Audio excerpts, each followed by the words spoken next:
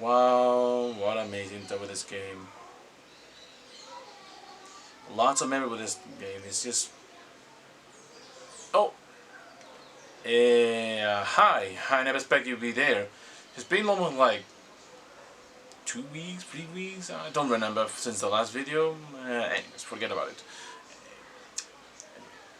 Today I'm gonna review a game that I really love, enjoy, and I still enjoy to this day. It's one of my nostalgia childhood memories that I got since I was 3 years old, and I still have the memory with my cousin Jonathan, which, by the way, I really miss in this one. So anyway, today I'm gonna review this game. One of my favorite, if not my favorite Mario game of all time, Super Mario Bros. 3 for the Nintendo Entertainment System, also known as the NES. So let's get right to it.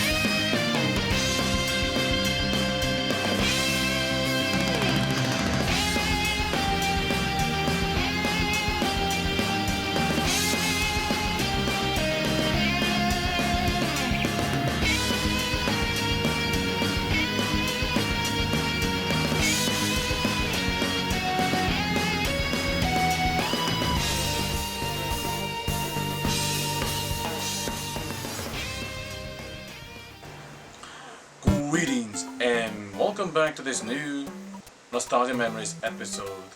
Last time I had covered Contra 3 on the SSNES, so if you haven't seen that video, check out the video that see the a card you see on my head.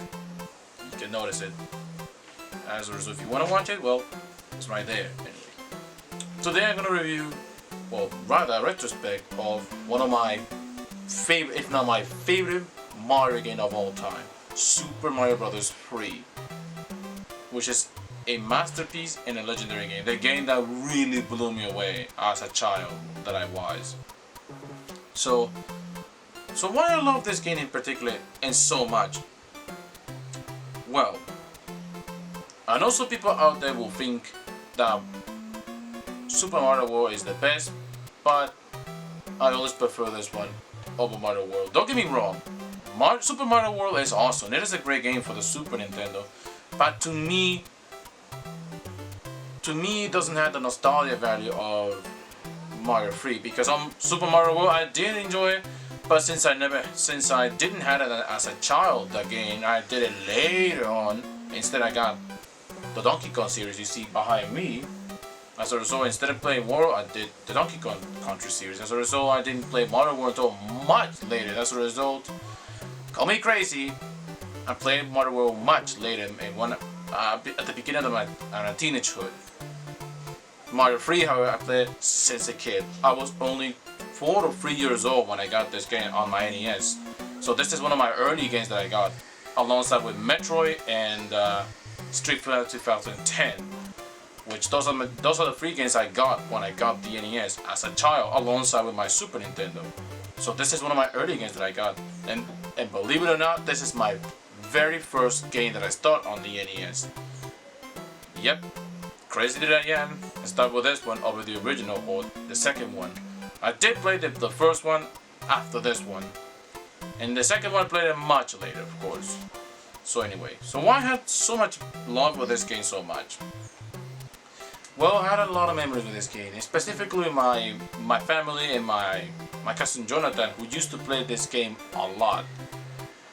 So I used to use Mario and use Luigi, and I usually race the race who gets the farthest to the levels, or so who gets the farthest of the levels. I mean, who gets the longest.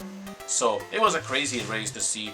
I usually get the longest than him without warps, without the flutes, which is most people, because the game doesn't have a battery backup, most people use the flute to skip ahead. But I did get the flutes, but I never used them. The flutes I only used to see the song of stage 4, but that's about it, because I normally beat the game without the flute, which takes me quite a while to beat it. And this game has and most of the time, because I had chock full of secrets, so most of the time I find them. For example, the mysterious ghost house, or the money boat, which sometimes up in season 2, it has a chock full of secrets to say, so many of them I would say, that it's almost impossible to find all of them unless you know exactly where they are, unless you had a guy or the Nintendo Trinity guy of this game, which also came out for the Nintendo Power magazine, which was volume I put the volume number of the Nintendo Power as well, the Trinity guy. So, but if you want to see the Nintendo Power on PDF, I will leave the link so you can read that if you desire. So anyway, so this game was super hype back then in 1990. Well, it was released 2 years prior in 1988 in September on Japan. So most people wanted this game so badly because in Japan, R&D4 made Super Mario Bros. 2. Well, not the American version, which is known as Doki Doki Panic.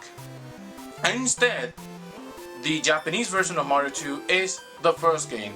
All they did is change the graphics, some graphics here and there, but most people feel like an expansion pack, because if you look, the Super Mario Bros. The original and Super Mario 2, the Japanese version from the Famicom, they look exactly alike.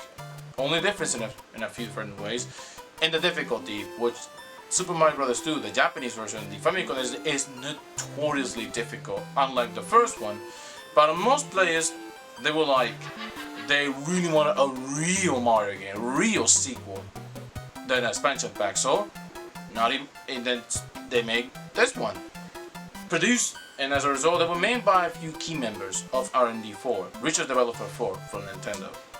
You have Shigeru Miyamoto, which was the producer. He was the man who created Donkey Kong and Mario specifically. As a result, he was like the Walter Disney of Nintendo. So it's like Mario is like the Mickey Mouse of Nintendo, and Shigeru Miyamoto was the Walter Disney. And that's how it worked. So he created this guy and becomes the mascot.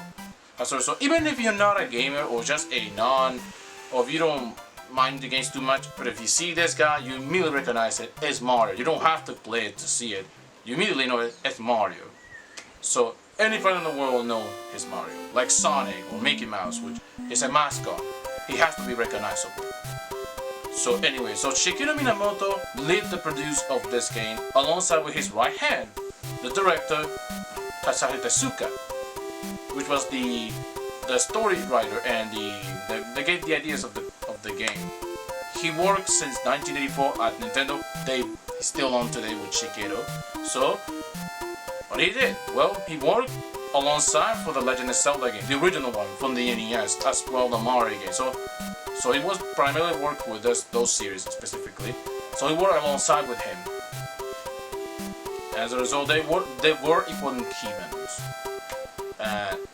Stuff like that. There's other members that I don't remember very well. But I'll put each member of who made this game. There were 10 of them. I will put the names right in front of the screen. Though I remember some of them, such as Tanabe, who made the Doki Doki Panic, who translated Mario 2. He also worked on Mario 3, Legend of Zelda, and he worked alongside with Rare to make the Donkey Kong. So he's responsible to do the outside developers, which he still works on Nintendo, by the way. Morita, who worked on this game as the level designer. He also worked on the Legend of Zelda, A Link to the Past, as well as the Legend of Zelda, Link's Awakening on the Game Boy, which is a game that everyone asked me to review it, but I need to get somehow the Super Game Boy, which I misplaced somewhere. I need to find it and review it, which which is a great game. And you had Kono, which was the level design as well. So he also made alongside with the other developers to make Super Mario Kart on the Super Nintendo years later. So each team member is important. So they make, it's like a dream team to me on this game. So they made a lot of it's like a level of love to the Mario community, as well the Mario fans, of course, and stuff like that. So it's very important, this game. This game made the NES pop, and this is the game that defines Nintendo and the Nintendo Entertainment System. It came out, well, as I mentioned before, it came out in 1988 in September in Japan. It came out right at the beginning of the 16-bit era, the beginning of the new technology. The PC Engine came out, the Genesis came out, in Japan it's called Mega Drive. So the PC Engine and the Mega Drive came out, both screaming better graphics, and really put the Famicom, or the family computer, into dangerous situation. But when this game came out, this demonstrated that Nintendo still rules the market. As a result, it hold on a little over while they're making the Super Famicom, which later came out in 1990, and in the US 91. So that was like so this game, and as well was the packing game on many cases as a result. So if you bought an NES in 1989, in 1990, or 89 in Japan, you most likely received this as the packing game. Well, by that point on, the original Mario did make his purpose, so they make this one as the packing game. And I'm one of those people. I got my NES with this game. So I was very lucky to get the Mario free on my NES. As a result, though the game came out in 1990, in February of 1990, so this game is already 30 years old. Believe it or not, it's 30 years. 30 years of this game, and it's still gorgeous to look at. Super platforming. It's just, this game is one of the few games that still holds up to this day, and it's still enjoyable to people. Heck, some people still speedrun at it legally with no warps, which is crazy.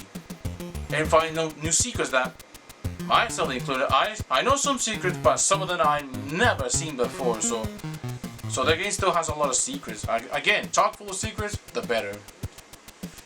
So, as I mentioned, the game is exactly as you expect. It's Mario.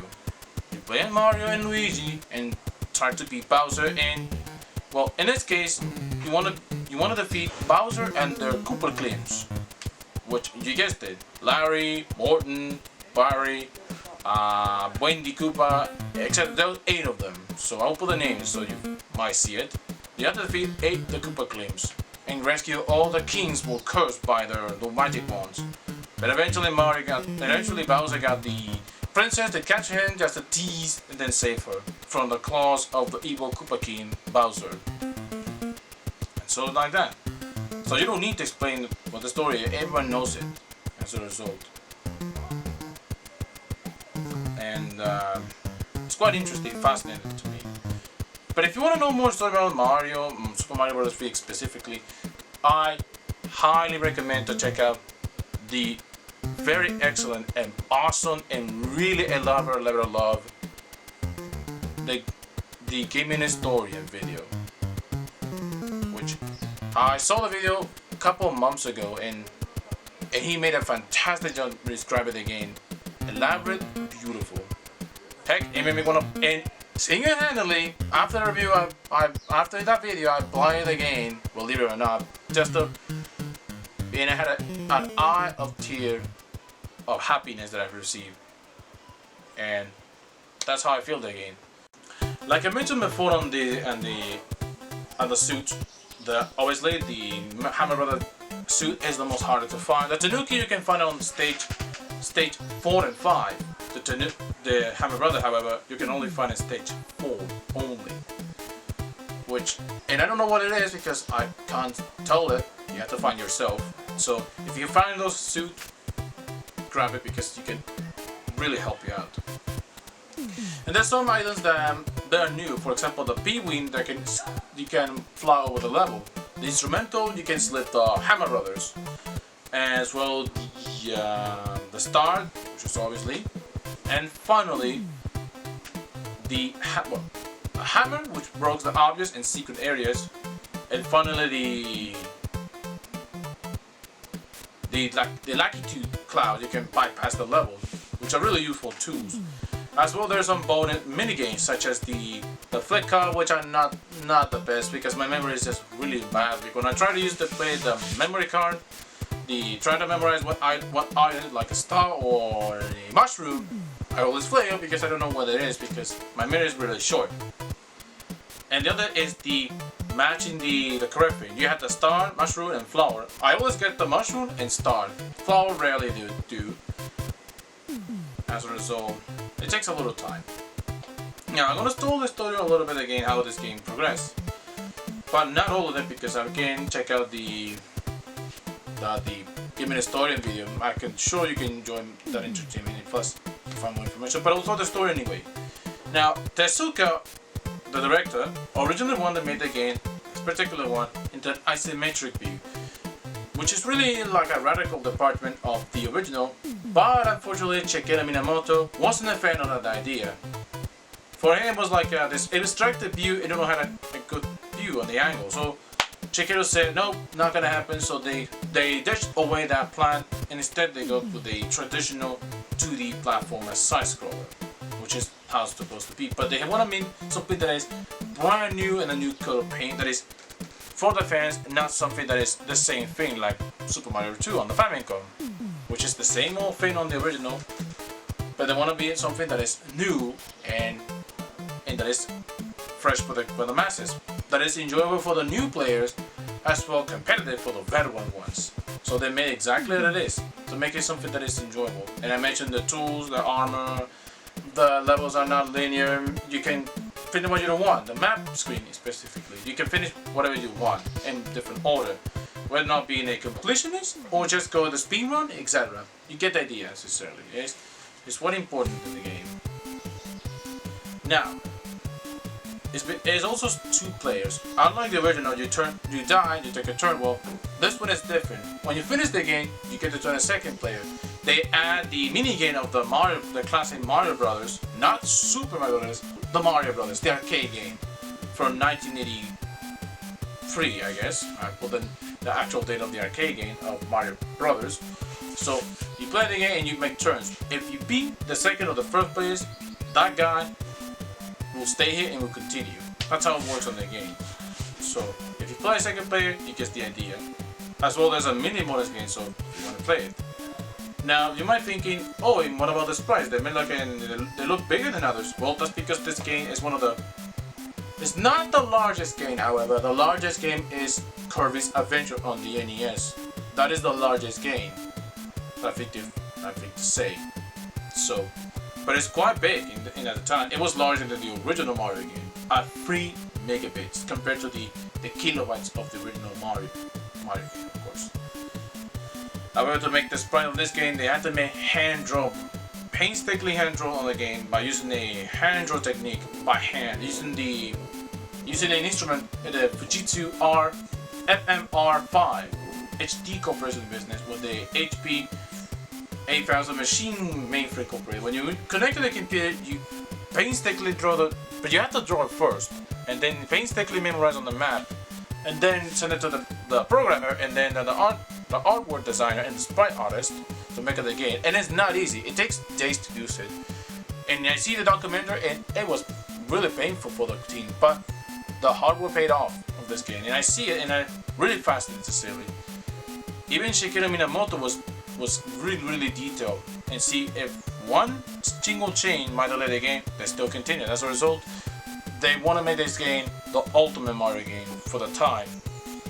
And after all, you had like I mentioned, the PC Engine and the Mega Drive was on the horizon in 1988. As a result, they had to wait to demonstrate that the Famicom is still relevant and Nintendo still king of the consoles. And that was before the Super Famicom. So, and they did in a different manner. Now, obviously, in America it was released later because of Mario 2, the US version, which is, to me, is Doki Doki Panic in disguise. So they have to do it the way, because they don't want it to steal the success of Mario 2, aka Doki Doki Panic.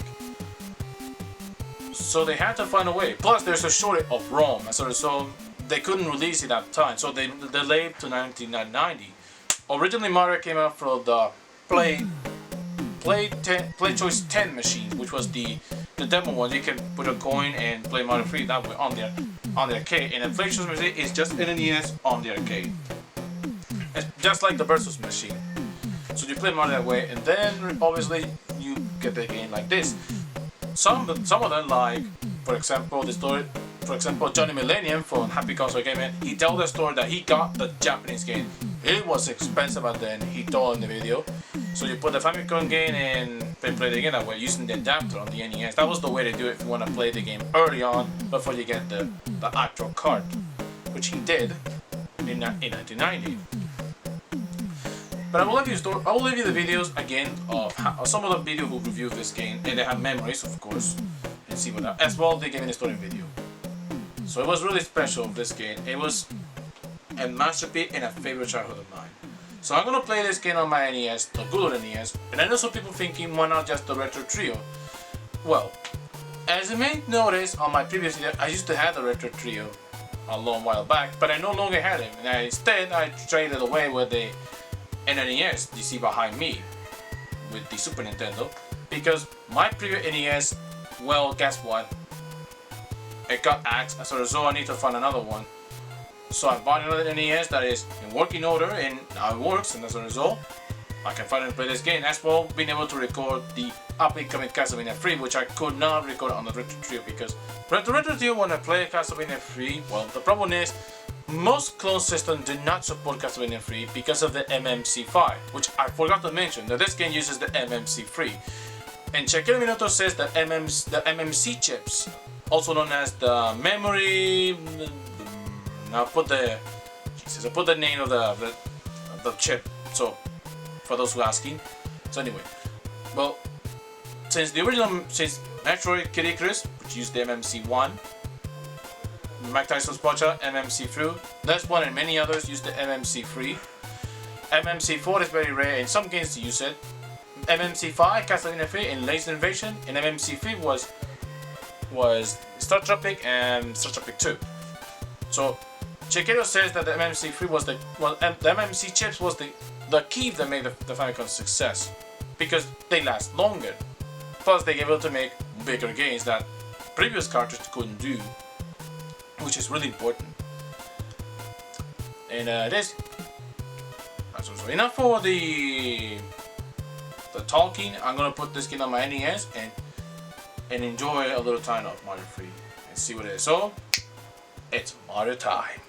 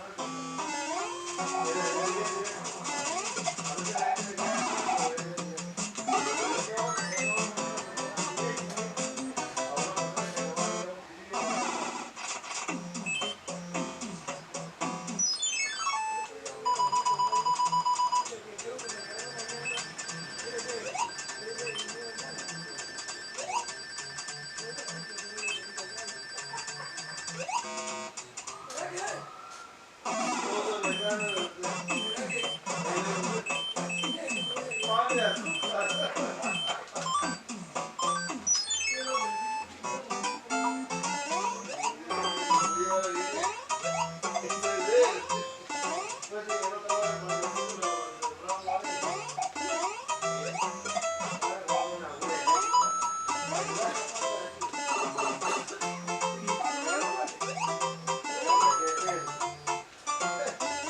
ya un gallo se muere.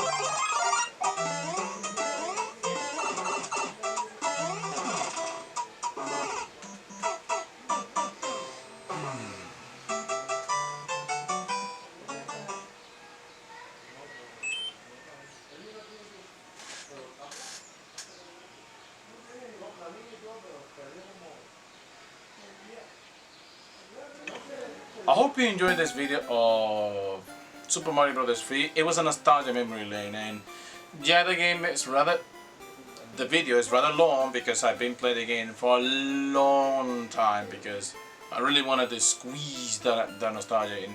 And I still play it a lot of time. That's one of those games that come back a lot of time, and it had a lot of replay value to me. So that's why I take a lot longer.